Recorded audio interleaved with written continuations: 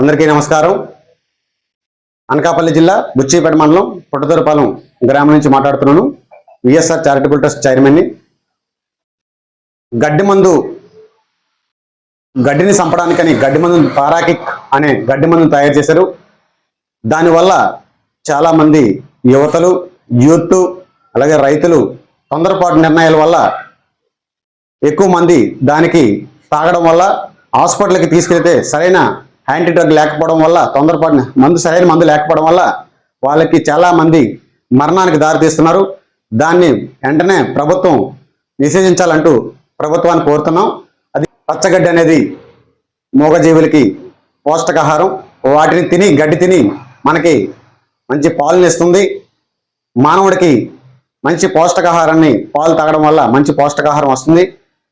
దాన్ని వెంటనే, ఎందుకంటే మూగజీవులు తినే గడ్డిని